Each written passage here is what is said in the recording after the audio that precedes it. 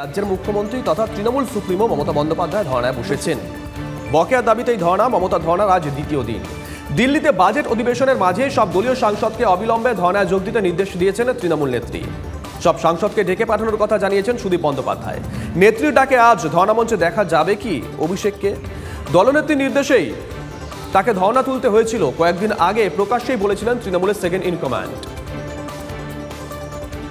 আমি ধর্না প্রত্যাহার করতে চাইনি, কিন্তু মমতা বন্দ্যোপাধ্যায় আমার দলনেত্রী, তার যা নির্দেশ, তার যা আদেশ আমার কাছে শিরোধার্য। বিজেপি সৌজন্যতা দেখানোর পাত্র নয়। মমতা বন্দ্যোপাধ্যায় পরবর্তীকালে এটা রিয়েলাইজ করে নিজে দিল্লিতে যান, বৈঠক করে। মমতা বন্দ্যোপাধ্যায় ধর্নামঞ্চে অভিষেকের উপস্থিতি নিয়ে জল্পনা। ধর্নামঞ্চে ডায়মন্ড হারবারের সাংসদ থাকবেন কি না তা নিয়ে প্রশ্ন এড়িয়ে যান বর্ষিয়ান তৃণমূল সাংসদ সৌগত রায়। অভিষেক বন্দ্যোপাধ্যায় কি আপনার সঙ্গে আছেন? অভিষেক বন্দ্যোপাধ্যায় আমাদের সাথে ফেরেননি, আমি বলতে পারবো না। কবে ফিরবেন বা কিছু সেই বিষয়ে আমি জানি না, আমি তো টিএ নই। আর এদিকে ক্যাগ নিয়ে বিজেপির সব অভিযোগ উড়িয়ে দিয়েছেন মমতা বন্দ্যোপাধ্যায়। বলেছেন ওরা গ্রেট লায়ার।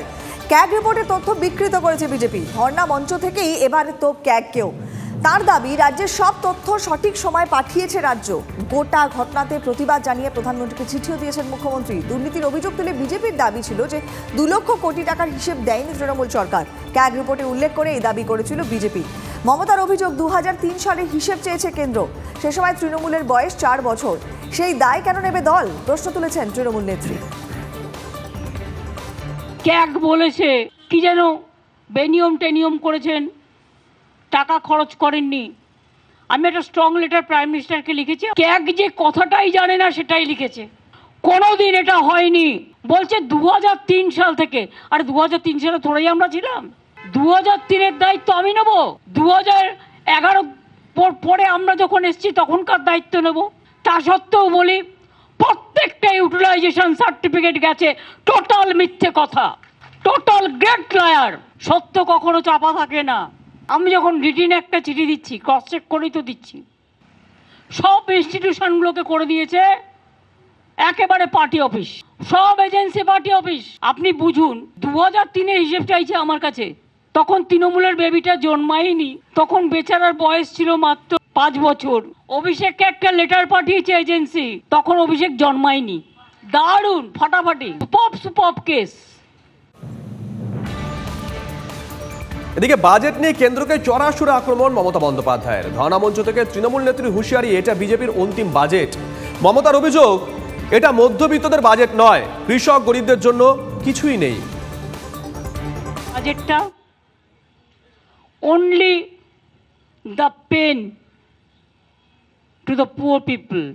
গরিব লোকেদের জন্য একটা পয়সা খরচ করেনি। চাষিদের জন্য কিচ্ছু নেই। ওরা নাকি সব করবে আফটার 25 বছর, আফটার 50 বছর, আফটার 100 বছর।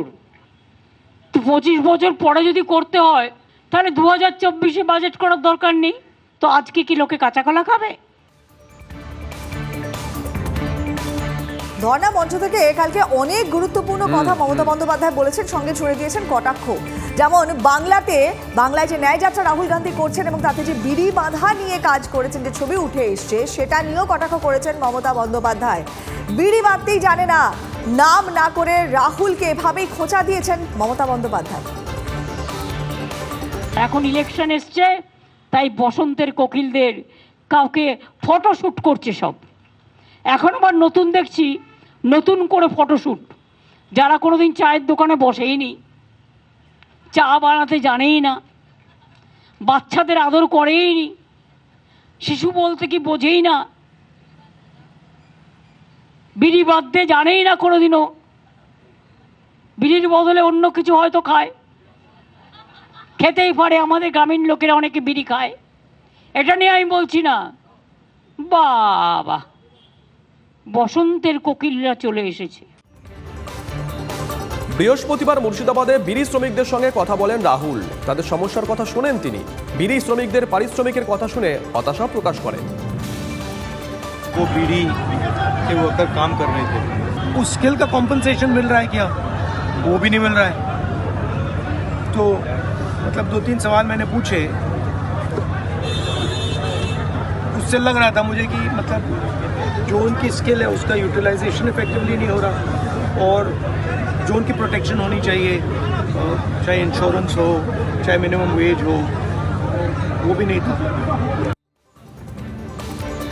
রাহুলকে মমতার কটাক্ষ আর পাল্টাবার জবাব দিয়েছেন শুভেন্দু অধিকারী। যাদের কাছে উপকার পেয়েছেন তাদেরই নিশানা করছেন মমতা বন্দ্যোপাধ্যায়। রাজীব গান্ধী না থাকলে মমতাকে কেউ চিনতেন না, দাবি করেছেন বিরোধী দলনেতা।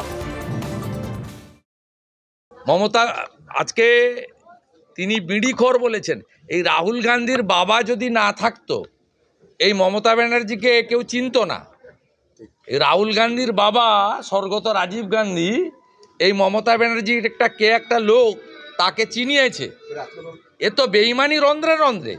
আর যখন ফ্যা করে ঘুরছিল 98 সালে, তখন অটল বিহারী বাজপেয়ী না থাকলে রাস্তায় ঘুরতে হতো। অর্থাৎ স্বাভাবিকভাবে যাদের কাছ থেকে উপকার পেয়েছে তাদেরকে ব্যক্তিগত আক্রমণ করা, কদর্য ভাষায় আক্রমণ করা, মুখে বেলাগাম আক্রমণ করা, এটা ওর ক্যারেক্টারের মধ্যে পড়ে।